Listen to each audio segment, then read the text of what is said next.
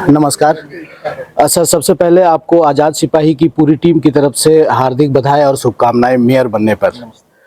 मैं बता दूं कि हमारे साथ अरविंद राणा जी हैं, जो पुराने पत्रकार रहे और वर्तमान में हजारीबाग के मेयर पद पर नियुक्त हुए हैं। सर, एक पत्रकार और एक मेयर, क्या डिफरेंस देखते हैं दोनों में?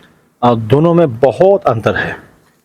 पत्रकार बन के हम जनता का काम करते हैं, एक माध्यम बनते हैं जनता और शासन के बीच में। कल तक हम ये काम कर रहे थे, अपनी तीसरी आंख से हम देख रहे थे कहाँ समस्या और ठीक कैसे हो सकता है। अब इसी तीसरी आंख को स्वयं अपने आप को उसी स्थान पर खड़ा करके मुझे साबित भी करना है कि ऐसा काम होता है। तो ये बहुत डिफरेंस है काम करने के मामले में और दायित्व के मामले में। अभी तक केवल मेरा काम था कि आपको जनता को बताना है कि यह काम करना चाहिए, ये गड़बड़ है, यहाँ ठीक होनी चाहिए। अब मुझे ये बताना है कि उस गड़बड़ को सुन के ठीक करके जनता को बताना भी है। तो दो अलग दायित्व हैं और बहुत टफ दायित्व हैं ये। चुनाव लड़ने का ख्याल सर आपके मन में कैसा है, क्यों आया?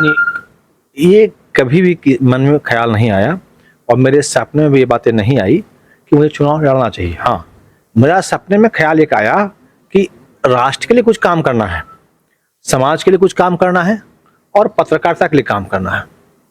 तो अभी जो हम लड़ रहे हैं, यह जो काम कर रहे हैं वो एकदम समाज के लिए, मतलब चुनाव से कोई मतलब नहीं है। चुनाव उनके लिए होगा, पद उनके लिए होगा जिन्हें राजनीति करनी हो। मैं एक समान व्यक्ति हूँ, जनता ने मुझे चुन के भेजा है और मैं समान रूप से रहकर जनता का कार्य करने के लिए यहाँ हूँ।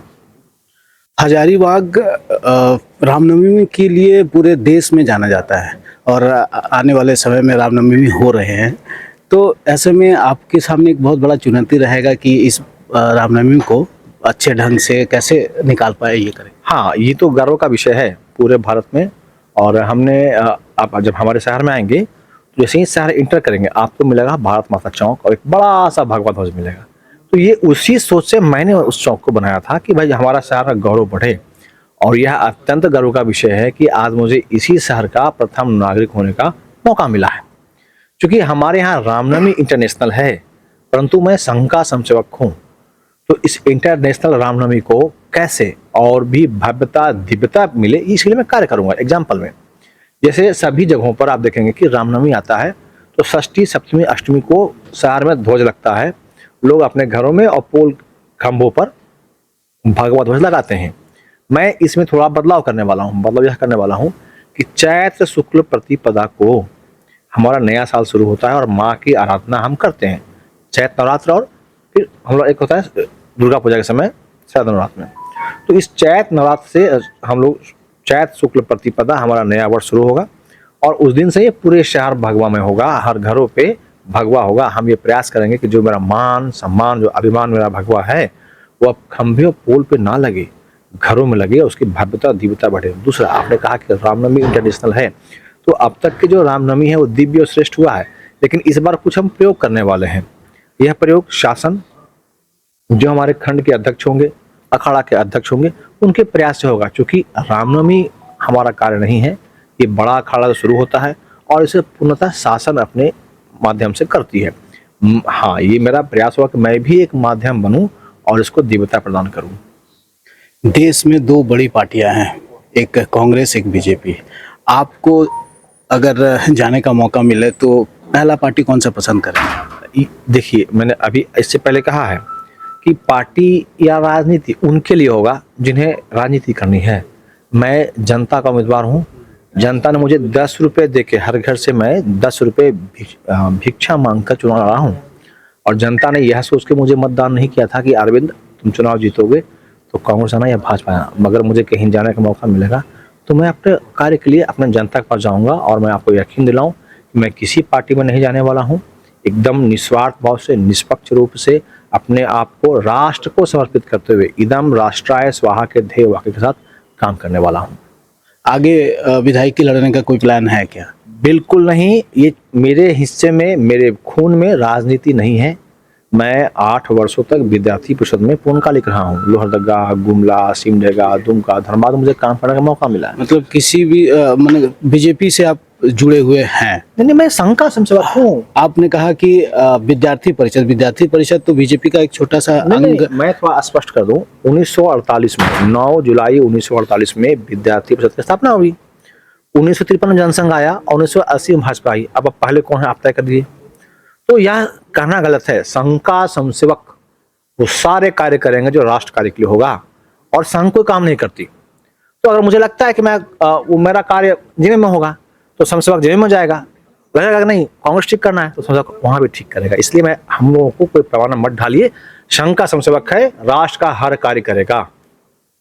तो आगे विधायकी लड़ने का कोई प्लान नहीं है? एकदम नहीं। मैं जन का आदमी हूँ, जनता का आदमी हूँ, सेवा करना है। और मैं तो बता दूं, मैं पिछले 12 सालों से हजारीबाग में एक प्रयोग किया है, और यह प्रयोग हुआ है कि आप देखते होंगे कि जैसे ही छठ पर्व हमारे यहाँ आता है, बहुत बड़े पैमाने पर हम तो करते हैं। समान दिनों में जो चीजें 100 रुपए में मिलते हैं वह दूसरे हो जाता है। जो केला कांदी 500 रुपए में मिलता है वो हम 1200 में खरीदते हैं। तो चूंकि मुझे इसमें कुछ बदलाव करने का मौका मिला, और मैंने क्या किया कि हमारी एक छठ पूजा फल वितरण समिति है जो हिंदू स्कूल में काम करती है हजारीबाग में। हम लोगों ने तय किया कि कुछ लोगों को मिलाया कि एक समिति बनाएंगे, और समिति के माध्यम से बाजार में भाव जो होता है मूल्य वो नियंत्रित करेंगे। अब सवाल था कि कैसे संभव होगा, पैसे कहाँ से आएंगे। तो 1,38,000 रुपया हम लोगों से मांग के लाए, और यह आश्वासन दिए कि हम उसको बेच के वापस करेंगे। मतलब जो आपसे पैसा लेंगे वो छठ में इस्तेमाल करेंगे, और लागत मूल्य पर, मतलब जो लागत खरीदे और हमारा 10 रुपये का खर्च आता है भाड़ा में आदि में, वह 10 रुपया जोड़ के हम उसी मूल्य पर आपको बेचने वाले हैं। तो थोक का भाव में हम बाजार में ये उपलब्ध कराने वाले हैं, और पुनः आपको पैसा बेचकर वापस करने वाले हैं। 1,38,000 रुपये से शुरू हुआ हमारा कार्यक्रम। अभी केवल हिंदू स्कूल में 60 लाख रुपए था 2025 में, और हमारी अभी कई उप समितियां बन गई है। आप चरही जाएंगे, कडारी जाएंगे, भटका गांव जाएंगे, कटकम फंडी जाएंगे, कटकम दाग जाएंगे, झुमरा जाएंगे, और शहर में कई और ब्रांच हो गए। मतलब जो हमारा प्रयोग हुआ सफल हुआ, उसका परिणाम ये हुआ कि हम अब पिछले 10 वर्षों से हम बाजार में जो दाम छठ में तय करते हैं वही दाम चलता है, उसके नीचे दाम होता है। मतलब अगर हमने कह दिया कि इस पर पानी सिंघाड़ा 50 रुपये किलो बिकेगा तो 55 नहीं होगा, वो 45 हो जाएगा। तो ये हमने एक विशेष वर्ग का जो कब्जा था बाजार पे हमारे त्योहारों पे हमने खत्म किया है, और इसका परिणाम है कि आज मैं अगर मेयर बना हूं तो छठी माँ की कृपा है। हर घर में, हर मोहल्ले में लोग मुझे छठ के माध्यम से जानते थे। हाँ, अंतर यही था कि हम लोग छठ में कभी कोई लेबर रखते नहीं हैं, ट्रक से फल मंगाते हैं, केला मंगाते हैं, और रात भर हम लोग सारे लोग, हमारे 250-300 हमारे मेंबर हैं, कोई नौकरी करता है, कोई अच्छे जगहों पर है, कोई बड़े व्यवसायी हैं, सब केला उतारते हैं। तो नाम के लिए अरविंद ने कभी काम नहीं किया, और उसका परिणाम है कि जब मुझे जनता ने वोट दिया तो नाम के लिए नहीं, काम के लिए वोट दिया। आप पुराने पत्रकार भी रहे हैं, और पत्रकारों के लिए विशेष क्या करेंगे, चूंकि आप अब तो बागडोर जो है आपके हाथ में है। देखिए, मैं निगम का मेयर हूँ, मतलब एक शहर का, मेरे जिम्मे एक शहर है। तो हम पत्रकारों के लिए ये कर सकते हैं ना कि आपका जिस मोहल्ले में आप रहते हैं वो बेहतर हो, आपकी नालियाँ बेहतर हो, और आपके हर एक सवाल उठने से पहले मैं आपका काम पूरा करूं। क्योंकि आप स्वयं का काम नहीं करते। पत्रकार कोई भी व्यक्ति है, घर से निकलता है अपना खा के, लेकिन अपने लिए काम नहीं करता, समाज के लिए काम करता है। अगर वो डीसी के यहाँ बैठा है 2 घंटे के लिए मिलने के लिए, तो अपने लिए नहीं, समाज के लिए बैठा है। तो पत्रकार के लिए मैं करूँगा। अब पत्रकार मतलब मैं, और मैं मतलब आप। तो अभी जो मेरा मौका जो मिला है मेयर बनने का, और यह बताएगा कि हम कैसे बेहतर करने वाले हैं। और पत्रकारों की बात की तो हम उनके लिए योजना हमारे पास है कि कैसे अधिक से अधिक आम जन के भांति आपको हम सुविधा दें, आप हमारा माध्यम बने, आप हमारा संदेश लेके जाएं, और जन की समस्या मेरे तक लाएं। बहुत बहुत धन्यवाद अरविंद जी, और उज्जवल भविष्य की शुभकामनाएं। सहयोगी प्रदीप के साथ पिंटू दुबे, आज़ाद सिपाही के लिए।